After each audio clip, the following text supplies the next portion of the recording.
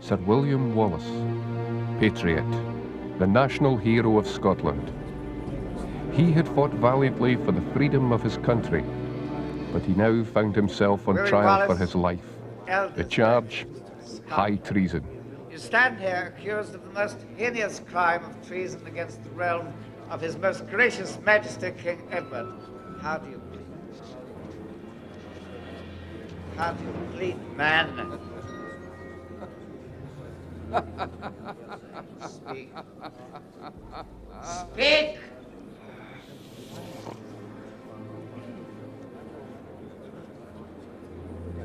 I never swore fealty to Edward. You bring me here for an act of judicial murder! You're not! Silence! Let the man speak!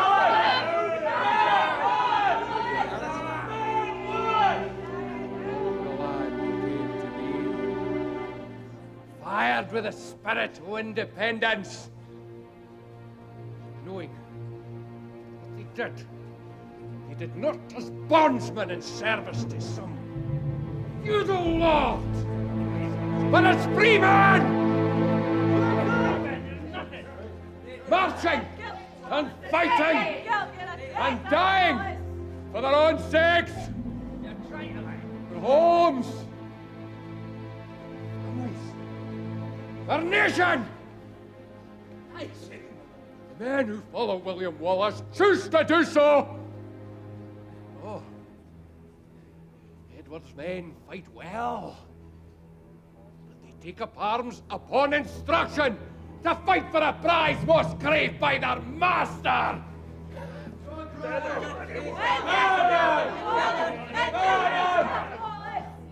We are not soldiers! Yet we fight for a prize far greater than any crown or pretty bauble that Edward might dream of. We fight for freedom! I never swore freedom! I never swore freedom! I never swore freedom! I want to let God ever!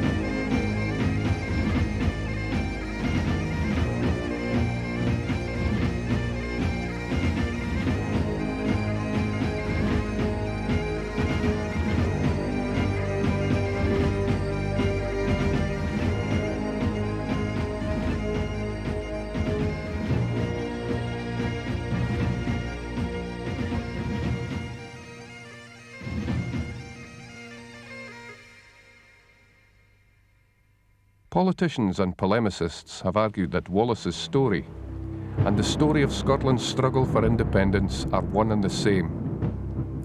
If so, then both tales can be said to commence on a wind-swept cliff path some 10 years before William Wallace emerges as a principal player in the history of Scotland. When Alexander, our king, was dead, that Scotland laid in loch and lea, away with sons of ale and breed, of wine and wax, of gaming and glee. On the night of the 19th of March 1286, Alexander III, the last of Scotland's Celtic kings, rode from Edinburgh to join his wife at Kinghorn, Fife. His horse stumbling, the great man was thrown, falling to his death over the steep cliff face. His body was found on the rocks the following morning. Scotland had prospered during Alexander's mostly peaceful reign. His line, that of Malcolm Canmore and St. Margaret, was less fortunate. His only surviving heir, Margaret, the Maid of Norway, 3 years old at the time of her succession, died without ever setting foot on Scottish soil. With the passing of the House of Canmore, it was not long before the Scots nobles began squabbling over the crown. All in all, there were 13 competitors for the Scots throne. Fearing civil war, the Guardians of Scotland invited Edward I of England to preside over an inquiry as to which of the Scots nobles had the strongest claim. He chose John Balliol, son-in-law to Edward de Warenne, Earl of Surrey, one of his most trusted generals. In return for his support, the English king demanded allegiance and custody of the most important Scottish castles. Many such concessions were granted. Enthroned at Scone on St Andrew's Day, 1292, Balliol soon found his southern neighbours' continual demands and interventions intolerable. When the English king demanded the service of Scots troops to help wage war in France, the community of the realm compelled Balliol to abrogate his allegiance to Edward, advocating, in turn, a renewal of the Auld Alliance with France. Edward's response was swift and severe. He commanded that Surrey lead an army of invasion against his royal son-in-law. At that time, Scotland had 2 armies, a feudal force of landowners, obliged to provide a knight and a handful of followers for any conflict, and the army proper, consisting of any adult males with the strength to take up arms. Neither had taken the field since Alexander's victory at the Battle of Largs, some 30 years past. The English, on the other hand, had just successfully conquered Wales. It was to prove a great mismatch.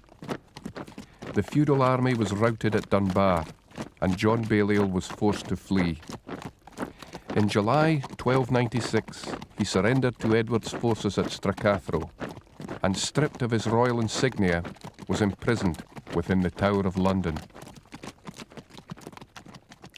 Imposing direct rule and taxation, Edward now claimed outright overlordship over Scotland, demanding that each Scots noble and landowner swear an oath of allegiance to the English crown.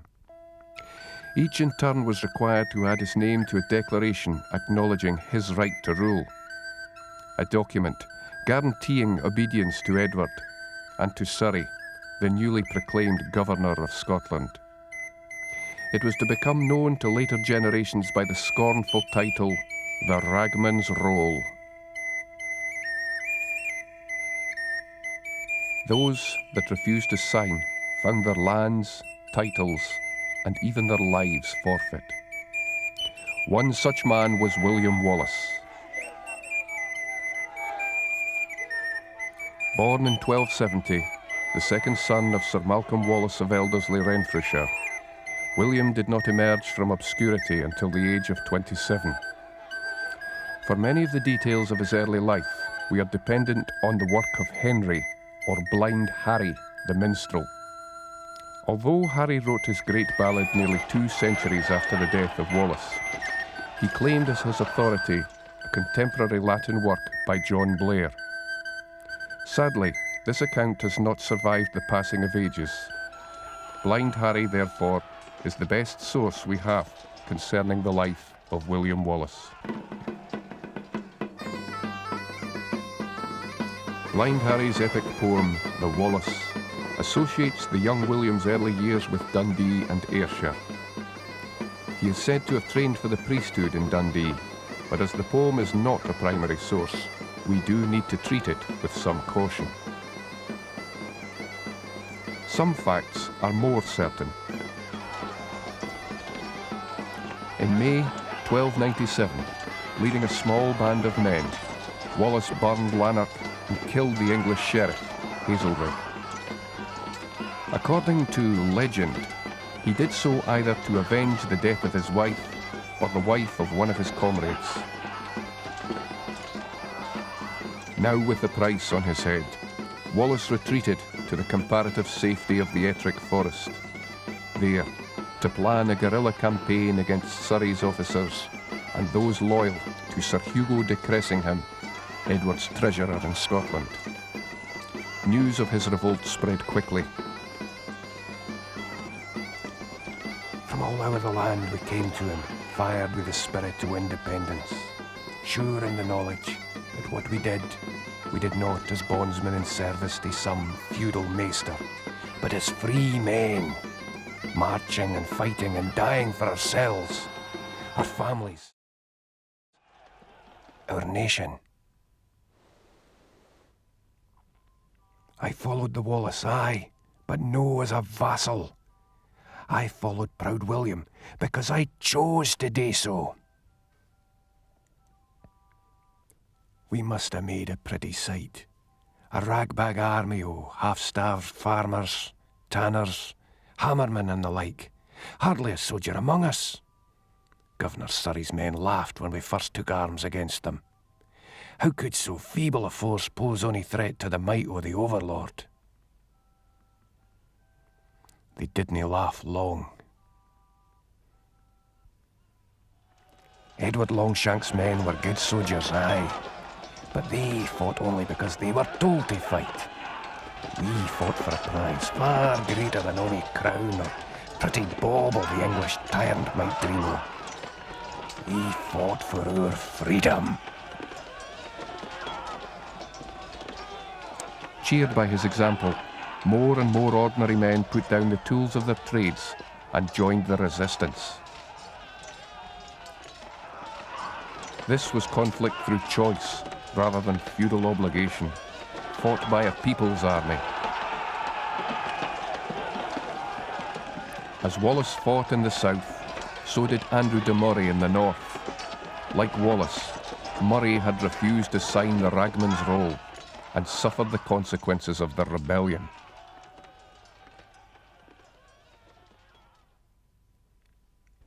Their victories were few and bought with their dearest blood.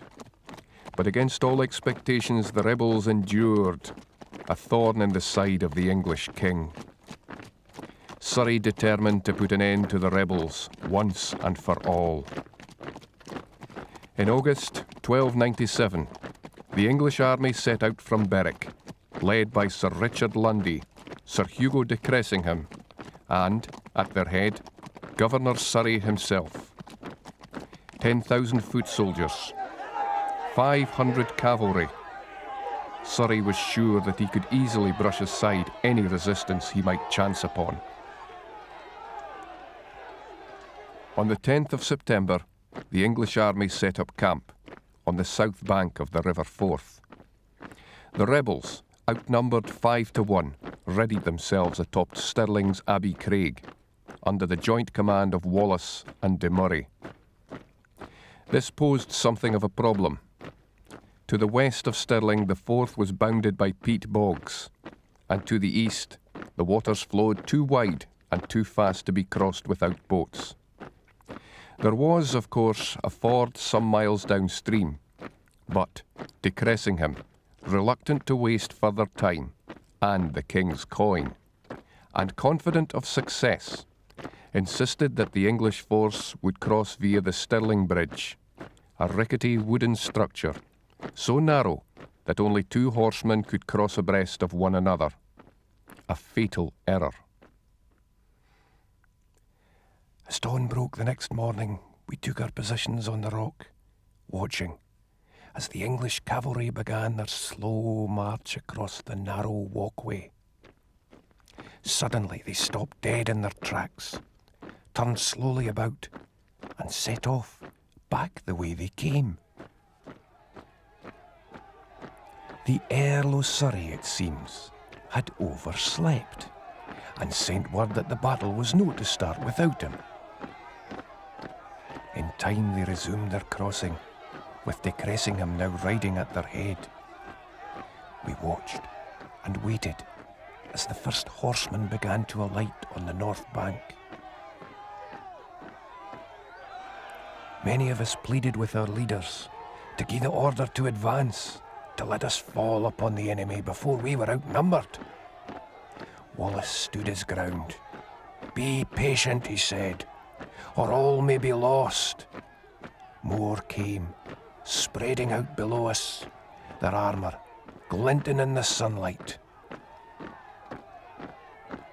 Only when the enemy was split in two by the river was the command given to attack. And only then did we see why proud William had urged us to bide our time.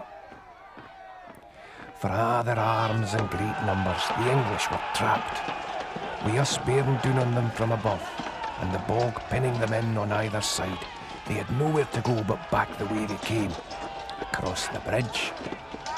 Many turned on their heels, driving headlong into the still advancing forces of Lundy and Surrey. More and more piled onto the wooden walkway, the bridge groaning under their great weight. Suddenly, its supports gave way, plunging its burden into the waters of the Forth. Those English knights who had remained upon the north bank were forced into the bog or slaughtered where they stood. Surrey was forced to watch from the other side. It is said that De Cressingham, whose taxes had stripped the shirts from the backs of many a poor Scot, was one of the first to fall. Wallace, with ironic savagery, had the skin flayed from his body and had it decorate the baldric of his sword. English losses were enormous, their host retreating southwards. Scottish losses were few, although de Murray was fatally wounded, dying some 2 months after the battle. Now hailed as the people's champion, Wallace went on to reclaim Berwick and raid the territories of Northumberland. In March of 1298, he was made guardian of the realm in the name of the deposed King John Balliol. He attempted to muster military and financial support from the continent, particularly from Rome and the German cities of the Hanseatic League, asking their assistance in the liberation of Scotland. But none came, and time was running out for Wallace. Edward made plans to reoccupy his troublesome northern lands and establish himself, once and for all, as the Hammer of the Scots. In the spring of 1298, Edward himself led his army northwards to meet with Wallace's host at Falkirk on the 11th of July. The small cavalry force available to him, under the command of Sir John Comyn, proved ineffective, and the Scots spearsmen were forced to bear the brunt of the conflict. Their packed ranks made an easy target for the English longbow, and the Scots army dispersed under a hail of arrows as fierce as that which would later be loosed at Agincourt. Defeated, his country again overrun by Edward's forces, Wallace resigned his position as guardian and, early in 1299, fled for France. By doing so, he hoped to enlist support for his cause in Scotland, but it was to no avail. With Wallace gone, in the years which followed, more and more of the Scots nobles seemed prepared to accept the authority of the English overlord. Former rebels, such as John Comyn, negotiated good terms with England and served on Edward's Scottish Council, appointed to manage the land, not the kingdom. So Wallace's decision to return to his homeland in 1303 was a risky venture from the start. For many months he lived the life of a fugitive, attempting to rekindle support for the rebellion, until, in 1305, he was finally betrayed and captured by Sir John de Menteith, Sheriff of Dumbarton at Rob Royston. There is no evidence whatsoever to suggest that this was the work of Robert the Bruce. Menteith, a Scot, had originally opposed Edward, but after imprisonment in 1296 threw in his lot with the invader, and was appointed Keeper of Dumbarton Castle and Earl of Lennox. Dispatched as a prisoner to London, Sir William Wallace was detained at Westminster Hall, there to be tried on a charge of high treason.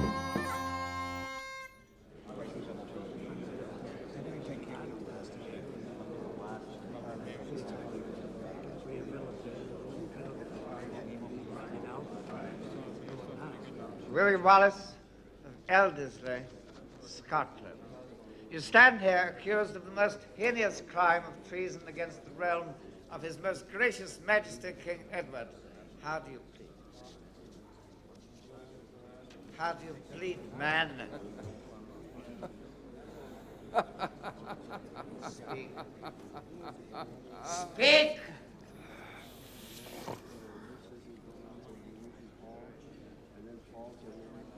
I never swore fealty to Edward.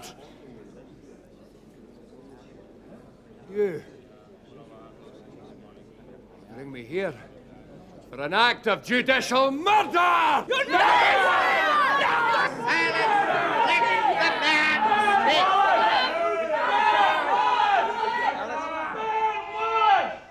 From all over the land they came to me, fired with a spirit of independence, knowing what they did not as bondsmen in service to some feudal lord, but as freemen,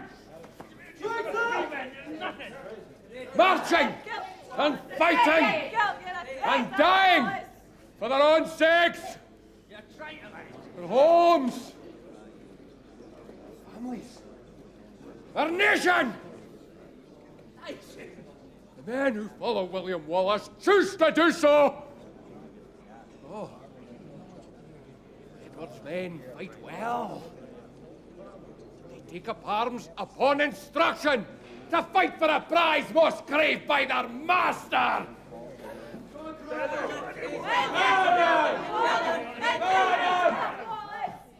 We are not soldiers! Yet we fight for a prize far greater than any crown or pretty bauble that Edward might dream of. We fight for freedom! I never swore freedom! I never swore freedom! I never swore freedom! I want to let God ever! Alas, Scotland, to whom shall thou complain? Alas, for pain, wha shall thee now restrain? Alas, thy help is fastly brocht to ground. Thy best chieftain in braith bands is bound.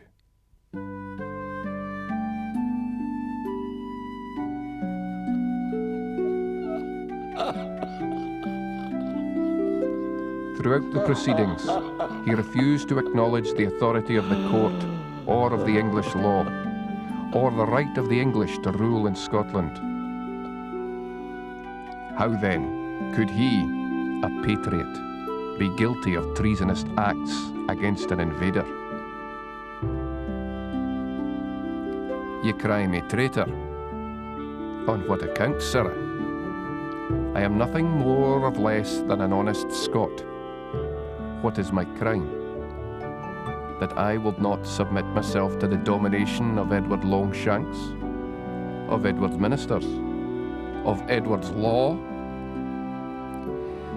Can it be accounted treason for an honest man to take up arms against an invader, one who would strive to deprive him of his land and his liberty, those things, above all others, which no honest man will lose but with his life?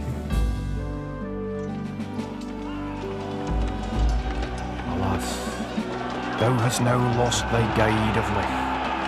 Alas, wha shall defend thee in thy richt? Thy gracious guide, thy greatest governor. Alas, our near is coming his fatal hour. On the 23rd of August, 1305, William Wallace of Elderslie was publicly hanged, drawn, and quartered. His limbs sent for display to Newcastle, Berwick, Perth, and Stirling as an example to other presumptuous rebels. Wha shall thee defend? Wha shall thee now make free? Alas, in war, wha shall thy helper be?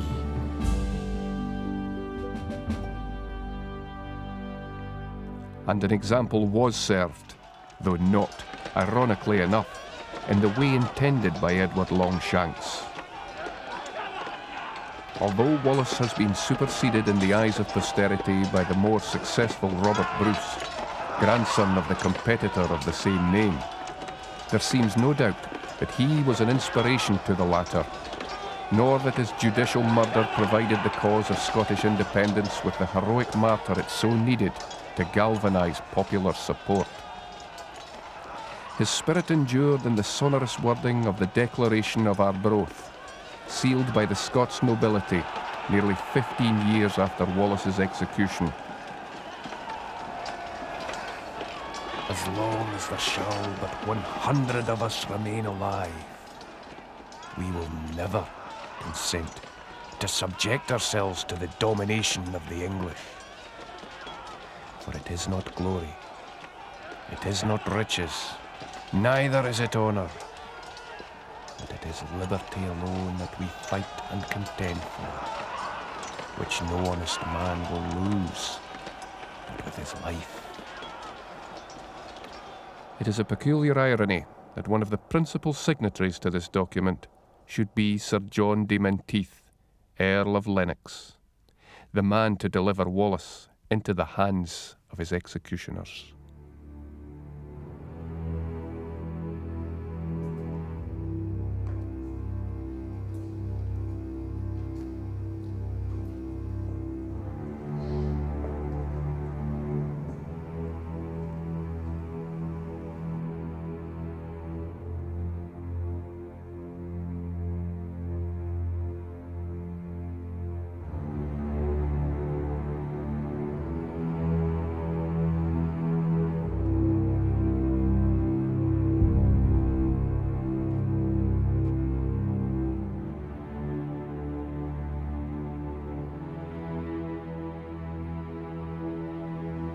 The throne of Scotland is empty, Bruce.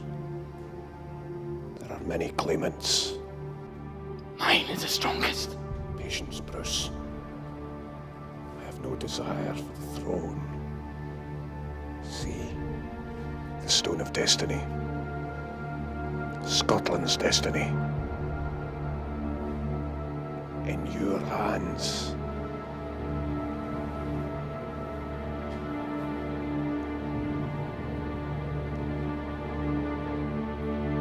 And yours, Wallace.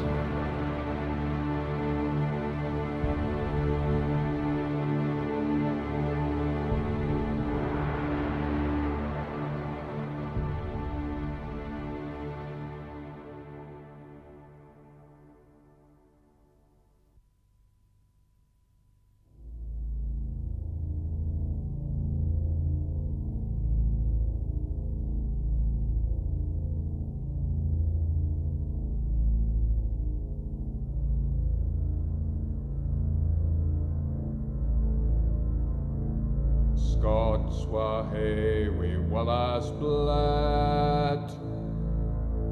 Scots were Bruce as often led. Welcome to your gory bed, or to victory. Now's the day and now's the hour. See the front o' battle hour. See approach proud Edward's power. Chains and slavery.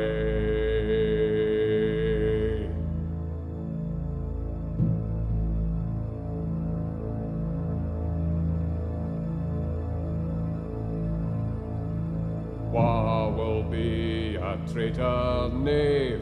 walk and fill a coward's grave. Was he base as be a slave, let him turn and flee.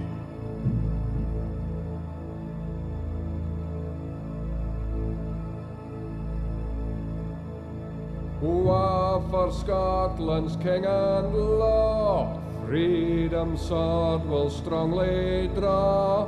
Freeman stand or freeman fall, let him on wi' me.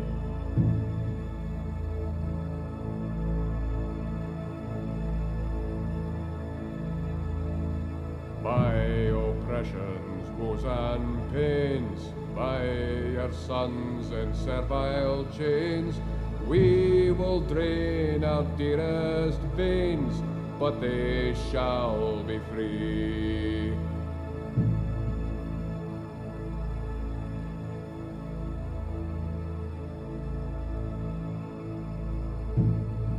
Lay the proud usurpers low, tyrants fall in every foe, liberties in every blow, let us do our deed.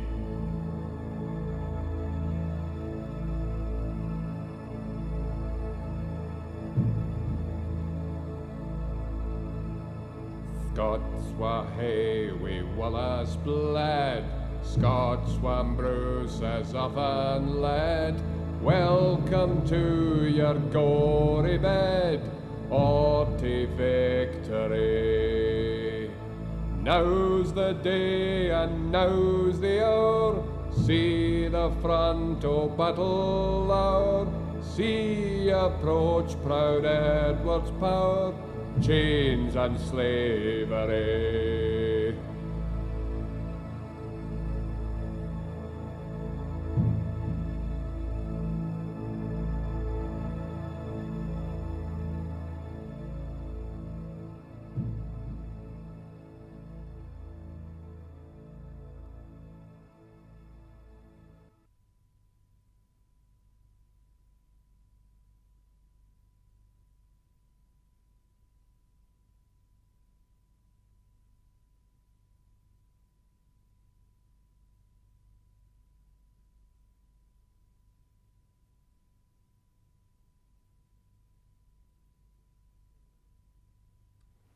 The thing about taking a role like this is that it carries quite a heavy responsibility. And for an actor, it's not just another job, particularly if you have a feel for this sort of thing, which I do. Empathy, if you will.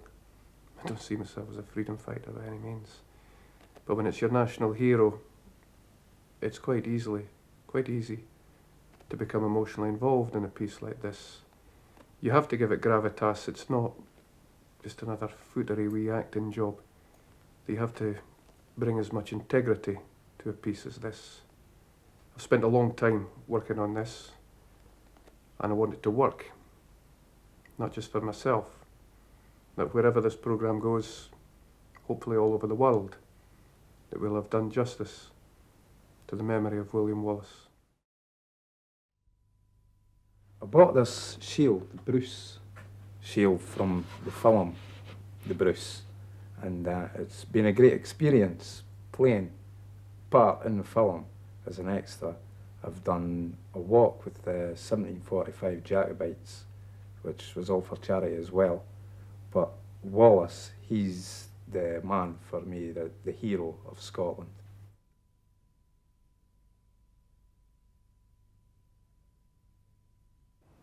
I beat you, Edward. It was victory. I drove your forces back to where they came from. I was a hero to my people. The flowing currents of the River Forth gradually washed away the blood and the stench of your countrymen. But I had made my mark. I was appointed guardian of Scotland, and my power increased. It grew as the unquenchable desire amongst my people grew. The desire to be free, the desire to be free. To sweep aside your iron, unjust rule, to free Scotland from tyranny. And it will continue to grow. .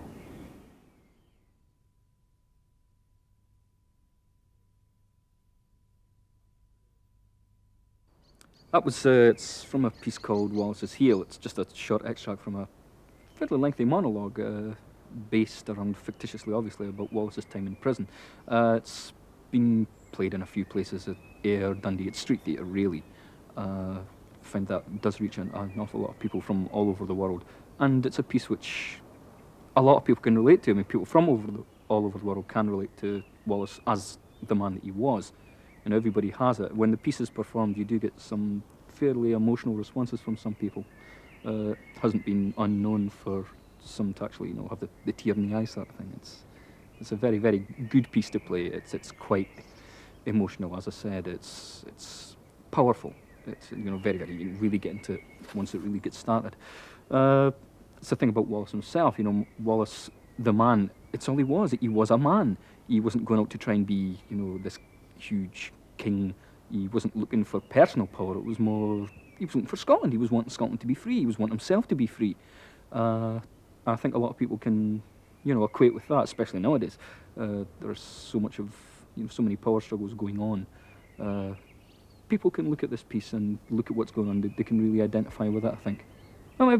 People all over the world have their own heroes. It's the same in every society. There is always somebody. In England, it's Robin Hood is this big, not so much a working class hero, but he's the person's hero, the ordinary man in the street hero. In Scotland, there are a few people who are looked upon like that. Robert the Bruce is looked upon like that. Robert Burns is looked upon like that. Myself, at the end of the day, there is only really one big man in Scotland. That, for me, it has to be William Wallace.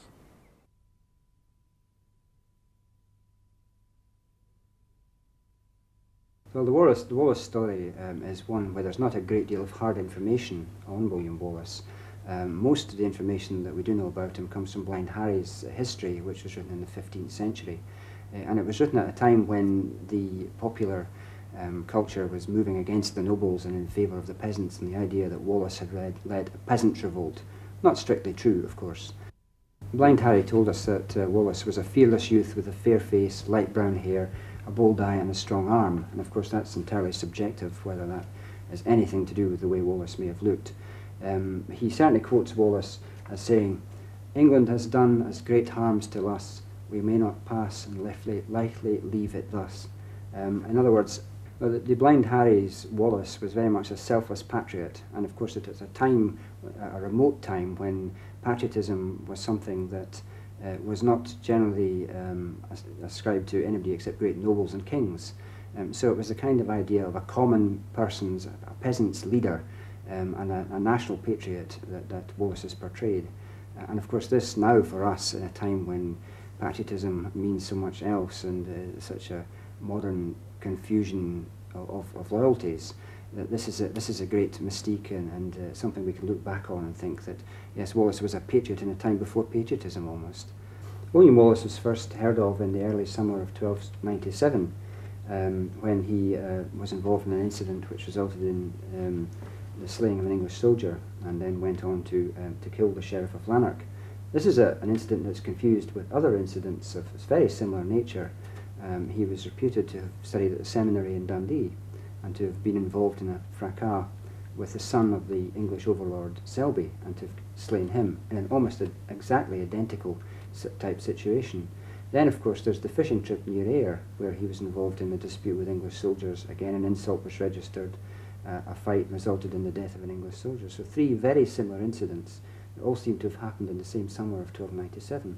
In 1298, a year later, there was the Battle of Falkirk, where Wallace had to go into hiding. And that was the end of his brief time on the national stage, just over a year. Then nothing more is heard of him until 1305, when he was executed at Tyburn. So basically, he's a hero who had a very brief time on the national stage, at a time when there was also other heroes such as Andrew de Murray and even young Robert the Bruce himself. Unlike them, he had perhaps the virtue of dying early and dying in such a horrible manner. Andrew de Murray, of course, died shortly after the Battle of Stirling Bridge. Otherwise, he might have acquired the national status that Wallace has. And Robert the Bruce, of course, was seen to be more fighting for his own crown and dynastic ambitions, and so was perhaps more sullied as a national hero. Most of the information on William Wallace does come from Blind Harry's epic poem, The Wallace, which was written in the 15th century. Now this was clearly an attempt to cast Wallace as a secular saint. It's a martyr, as a popular peasants' leader who became a martyr. Now this is, he in fact described Wallace as a fearless youth with a fair face, bright brown hair, bold eye and a strong arm. And now whether that bears any relation at all to the real Wallace is very difficult to tell. But it shows you the lack of information, genuine information that exists on Wallace, and therefore that in itself creates a mystique from which he can emerge clearly as a stereotyped national liberator figure. Of course, in Wales, just a few years before Wallace, there had been a popular leader there, Llewellyn ap Gruffydd. The Wallace story, of course, also being brief, has the merit of being almost like a fable. It has everything in it. It has the selfless patriotism of Wallace himself, who was fighting for no very clear personal ambitions of his own, purely out of national pride and desire to reinstall Scotland as an independent nation from Edward I. He also has the tragedy of having been betrayed by one of his own kind, Sir John Menteith, when the loaf on the table was turned round the other way, was turned upside down to indicate that the servant had successfully managed to steal Wallace's sword as he lay asleep in a cave nearby. And then there's the bloodthirsty end as a traitor, which is so it provoked future waves of nationalist resentment, the fact that he could be described as a traitor when he had never taken homage in any sort to Edward I, unlike King John Balliol and Robert the Bruce, and many of the nobles who subsequently led the second phase of the War of Independence, who in fact did pay homage to Edward I. So he has a clear, unsullied image as a national patriot and as someone who was striving to free his country without any personal thoughts of reward or whatever for himself.